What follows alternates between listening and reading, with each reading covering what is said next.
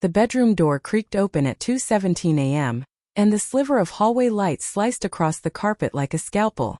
I froze under the covers, pulse hammering in my throat, pretending the migraine that had saved me for the third night in a row still throbbed behind my eyes. Mark's silhouette hovered, phone glowing in his hand, the blue-white glare carving hollows beneath his cheekbones. He didn't speak. He just stared at the screen, thumb scrolling, until the soft exhale that left him sounded like a man discovering his own obituary. I'd been so careful. Every "I'm sorry, babe," the pain splitting my skull, had come wrapped in just enough tremor to sell it. Every gentle push of his hand away from my waist had been cushioned with a kiss to the wrist, a murmured promise of tomorrow. Tomorrow when the headache lifts. Tomorrow when I feel human again. Tomorrow never came because tomorrow I was texting David from the locked bathroom, thighs still tingling from the memory of his mouth on my neck in the supply closet at work. Mark set the phone face down on the dresser. The click of plastic on wood cracked louder than gunfire in the dark. "You're awake," he said. Not a question. An autopsy. I sat up slowly, clutching the blanket to my chest like armor. Couldn't sleep. The pain. "Stop." His voice was raw, scraped clean of the easy baritone I'd fallen in love with 8 years ago. "Just stop." He turned the phone toward me. The screen showed my WhatsApp, open to the thread with David. The last message, sent 43 minutes ago while Mark snored softly beside me, was a selfie. Me in the ensuite mirror, lips swollen, hair a wild halo, captioned "Wish you were here to finish what we started." My stomach lurched so violently I tasted metal. "Mark, I can explain. You have a migraine so bad you can't bear the brush of my fingers on your shoulder," he said, each word measured. "But you're well enough to sneak out of bed, take thirst trap photos and beg your coworker to come fuck you in our house?" His laugh was a dry, broken thing. "Jesus, Claire. I thought you were dying." The room tilted. I saw us at 26, drunk on cheap wine, promising forever on a fire escape in Brooklyn.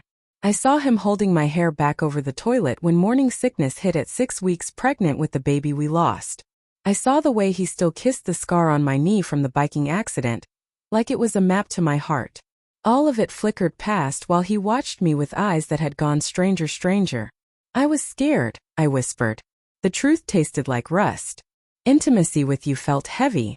Like if I let you touch me, you'd see how far I'd drifted. Faking the headaches was easier than admitting I didn't know how to come back." He flinched as if I'd slapped him. "So you punished me for loving you too much? Made me beg for scraps while you gave the whole feast to someone else?" I reached for him. He stepped back, hands raised like I was contagious. "Don't. I need to understand the math. How many nights did I lie awake listening to you breathe, convinced I was failing you while you were—" His voice cracked. "While you were laughing at me in another man's bed?" The silence stretched, thick with the ghosts of every unsaid apology. Outside, a siren wailed and faded. I wanted to crawl into that sound and disappear. "I ended it tonight," I said. "Before you saw. I told David it was over. I was coming to tell you everything tomorrow, I swear." "Tomorrow," he echoed, bitter. "Your favorite word." He picked up his pillow, the one with the frayed corner he refused to replace because our first cat had needed it as a kitten. "I can't sleep next to you. Not tonight. Maybe not ever." He walked out, shoulders curved inward like a man carrying an invisible coffin. The guest room door shut with a soft finality that hurt worse than any slam. I sat in the dark until dawn bled lavender through the curtains, replaying the moment his trust shattered. When the sun finally rose, I found him in the kitchen, coffee untouched, eyes red-rimmed. On the table lay my wedding ring, clean, glinting, placed exactly where I'd left it last night before sneaking to the bathroom for that cursed selfie. "I'm not ready to hear sorry," he said without looking up. "But I need to know one thing. When you kissed me goodnight and said you loved me, was any of it real?" The question hung between us like a guillotine.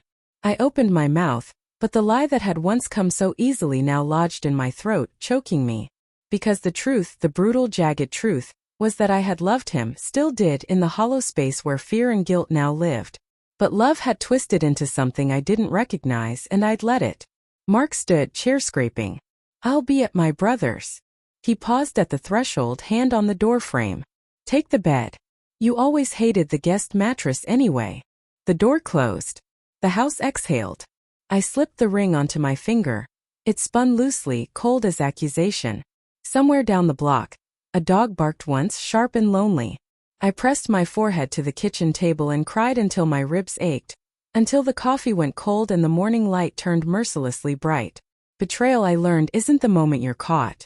It's the slow erosion that happens in the dark, one dodged kiss at a time, until the person you promise forever to becomes a stranger holding evidence of your cowardice. And some fractures, no matter how much you beg, never fuse the same.